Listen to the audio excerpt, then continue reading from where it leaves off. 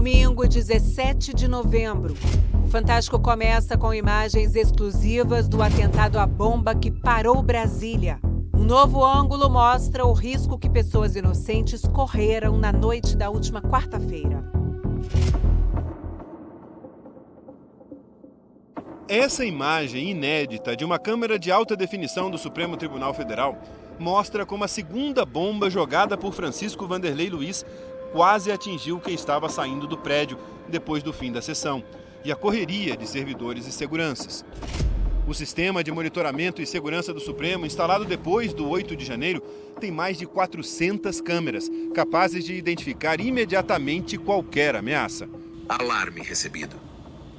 Quando o autor do atentado se aproximou do prédio, o sistema deu um alerta. Ele cruzou ali, um dia chuvoso, parou em frente ao lugar. Veio o pop-up na tela, vermelha, alerta de intrusão. O tipo de vestimenta, a forma como se portava, como se locomovia.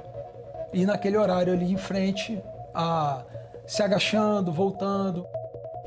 Essas imagens inéditas mostram com mais nitidez o momento em que Francisco passa por trás do ponto de ônibus onde estava a Laiana Costa, que tinha saído mais tarde do trabalho por causa da chuva. Ele passa e meio que dá um joinha assim para todo mundo. Acho que hoje, eu parando para analisar, é como se ele estivesse falando assim: olha o que vai acontecer. Do ponto de ônibus, Laiana começa a gravar a ação do homem na praça. Gente, olha o perigo, estão soltando bomba aqui no STF. Ai, gente, que medo. Olha lá, o de verde, ele passou do nosso lado. Ele passou aqui do nosso lado. Nossos repórteres localizaram o casal que estava descendo a rampa do Supremo na hora do ataque. Patrícia e Beto Pita contaram que foi tudo muito rápido. Quando ele estava gesticulando muito e gritando, não dava para discernir o que ele falava. Não dava para a gente assimilar, né? Mas a gente via que ele falava muito. O segurança foi para o lado dele e aí ele gritou alguma coisa e foi afastando, né? E o segurança também afastou dele. Em depoimento à Polícia Federal, o segurança disse que, ao ser abordado, o homem ameaçou explodir uma bomba caso alguém se aproximasse e começou a lançar os artefatos contra o Supremo. E logo a gente viu ele riscando algo, né, e jogou para o lado da estátua e explodiu. Foi uma explosão até considerável. A minha esposa viu explodindo, ela já apavorou e falou assim: amor, vamos correr. Foi o momento mais tenso para eles. E aí ele virou para nós. Acendeu outra bomba. Aí quando ele acendeu outra bomba olhando para nós, aí eu apavorei. E aí ele se deitou. Ele deitou, colocou do lado dele o explosivo. E aí foi que a gente ouviu só o barulho, porque eu me lembro assim, chegando perto do carro, eu me abaixei para me proteger da bomba, de algo que poderia ali me atingir. E a gente vê aquele corpo ali no chão e é uma sensação de impotência, de não poder ter feito nada. Desculpa. As câmeras do Supremo registraram com precisão detalhes da cena do crime. O primeiro artefato que Francisco atirou contra o prédio e que não explodiu, talvez por causa da chuva. O chapéu que o criminoso usava. E um detalhe revelador. Perto do corpo ficou um pequeno extintor de incêndio que, segundo os investigadores, estava cheio de gasolina. Tinha um extintor com ele e esse extintor tinha gasolina. Ele jogou uma espécie de pano na frente da estátua. Muito possivelmente ele tentaria incendiar a estátua, também atentando contra ali o judiciário, né, brasileiro. O corpo ficou toda a noite na Praça dos Três Poderes. Um robô do Esquadrão de Bombas da Polícia Militar do Distrito Federal foi acionado para se aproximar primeiro. As câmeras do robô indicaram ali que ainda havia a presença de um circuito, de um display com um timer e de um cinto, que a gente foi identificando aos poucos. O robô utilizou a garra dele, foi lá, retirou o timer, né? A gente aparentava ser um timer. Quando retirou aquele timer lá, a gente viu que ele não estava conectado, separamos do corpo e aí a gente foi trabalhar no cinto que estava preso ao corpo. Ele está com a bomba na linha da cintura. No cinto a gente encontrou um dispositivo explosivo. E não era apenas na Praça dos Três Poderes. Logo, os policiais foram descobrindo outras bombas que Francisco Vanderlei tinha deixado para trás. A gente trabalhou incansavelmente, debaixo de chuva, foram 17 horas de operação, desde quando a gente começou a desativar a primeira ameaça até a última ameaça no dia seguinte. A PM localizou a kitnet que Francisco alugava em Ceilândia, a cerca de 30 quilômetros da esplanada. E a Polícia Federal mandou para lá uma equipe do Grupo de Bombas e Explosivos.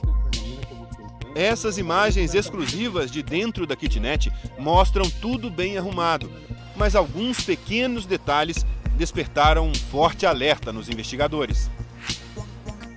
Esse robô foi usado por precaução. Ao chegar à casa de Francisco Vanderlei Luiz, a polícia percebeu em alguns lugares pequenas etiquetas onde estava escrito "Cuidado". Além disso, um cachorro treinado deu o sinal de que outras bombas poderiam estar escondidas. Foi um evento sem precedentes, né, no nosso grupo, porque geralmente a gente acessa ambientes perigosos, mas a gente nunca encontrou nada armadilhado, nenhuma bomba esperando, né, o nosso operador. No dia seguinte ao atentado, o diretor-geral da Polícia Federal falou sobre essa emboscada. O uso do robô salvou a vida de alguns policiais que, se tivessem ingressado na residência, certamente não sobreviveriam àquela intensidade da explosão. Estamos falando aqui de armadilhas para matar policiais que estavam fazendo a investigação. O momento da explosão não foi filmado pelo robô, mas a Polícia Militar do DF fez uma demonstração de uma explosão controlada com menor potencial lesivo.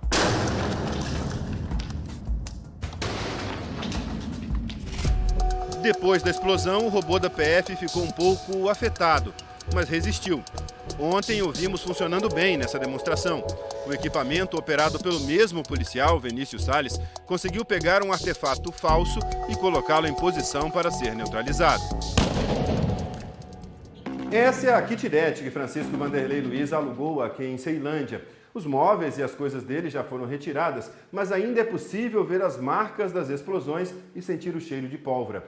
Foi debaixo dessa pia que ele fez uma armadilha para os policiais. Aqui, mais uma bomba que ele deixou. E no banheiro, ainda é possível ver a mensagem que ele escreveu no espelho e na tampa do vaso, uma etiqueta escrito "Cuidado". A dona do imóvel topou conversar com a gente, mas nos pediu para não ser identificada porque está assustada. Ela conta que alugou a primeira vez a kitnet para ele em 2022, quando o homem falou que trabalhava com energia. Este ano pagou o aluguel desde fevereiro, mas só apareceu no final de julho. Todo mês ele depositava, sem estar aqui. Todo mês. Eu achava estranho, porque como é que a pessoa paga um aluguel sem estar morando? E aí ele veio um dia sem avisar? Ele chegou sem avisar. Do nada ele chegou sem avisar. E disse que desde quarta não consegue dormir direito. Me dá muita tristeza de ver tudo destruído. Se a polícia tivesse achado, qualquer um da gente tinha morrido, porque a gente ia entrar na casa, né? Quem ia saber que tinha uma bomba na casa? A vizinha de porta afirma que chegou a ver no carro dele a caixa dos fogos de artifício e que nos últimos dias ouviu barulhos estranhos à noite. Uma coisa furando assim devagarinho, tipo assim, pra ninguém ouvir. Daqui a pouco eu ouvi fita, não tem fita, essas fitas crepe que fecha caixa de papelão? Eu ouvi aquele barulho, tipo enrolando alguma coisa. Depois disso tudo que a gente viu ali, aí que foi cair a ficha, né? O barulho, enrolando a fita, pode ter sido, né? Enrolando as bombas. Todas as informações desse crime agora estão sendo reunidas pelos investigadores numa espécie de quebra-cabeça. A Polícia Rodoviária Federal descobriu que ele saiu de Santa Catarina no dia 27 de julho, de carro, e chegou a Brasília no dia 29. Ele foi flagrado em 2 pontos de pedágio no caminho. O celular de Francisco está sendo periciado. As informações poderão ajudar a revelar se o autor do atentado agiu sozinho ou teve a ajuda de alguém. Essa é a prioridade dos investigadores. O laudo cadavérico mostra a extensão do ferimento na cabeça de Francisco Vanderlei Luiz, provocado pela explosão da bomba que ele segurou. Aquilo não era um rojão, aquilo era uma bomba. Era uma bomba que dentro da bomba tinha o material que é o mesmo utilizado para fazer o rojão. Por isso a gente vê aquelas explosões luminosas, né, com efeito pirotécnico. Ele morreu por conta de uma bomba. A gente consegue perceber uma queimadura na face aqui e houve um dano muito grande à cabeça dele que levou à morte, né? Ele morreu de traumatismo crânioencefálico decorrente de explosão. com a perícia a gente consegue conectar as coisas. A gente consegue saber que a kitnet foi utilizada para fabricar os artefatos. A gente sabe que um trailer que estava do lado do carro era também utilizado como uma base temporária para ele. A gente consegue saber a intenção que muito provavelmente havia de atentar contra o STF, porque os fogos de artifício estavam direcionados para o STF. Francisco Vanderlei trabalhava como chaveiro em Rio do Sul, uma cidade de 76 mil habitantes em Santa Catarina. Em 2020, ele se candidatou a vereador pelo PL, mas não foi eleito. Daiane Dias, ex-mulher de Vanderlei, disse que ele planejava matar ministros do STF e citou especificamente o ministro Alexandre de Moraes. No STF, a avaliação é de que Francisco pretendia mesmo matar alguém, mas que o sistema de proteção do tribunal funcionou bem. Se a gente quiser criar uma barreira virtual em volta do Supremo Tribunal Federal, a gente cria essa barreira virtual de perímetro. Qualquer pessoa que atravesse naquela linha azul, ela vai ser identificada, pula um alerta aqui no nosso painel, para que a gente tenha atenção àquela pessoa que está passando aquele perímetro. O que a gente considera ameaça dentro desse sistema? São pessoas que estão ali no Banco Nacional de Mandados de Prisão, com mandados de prisão em aberto, ou alguém que de fato já cometeu algum tipo de ameaça explícita ou algum ato atentatório contra o Supremo Tribunal Federal. Então a gente consegue identificar essa pessoa. Intrusão, pegou,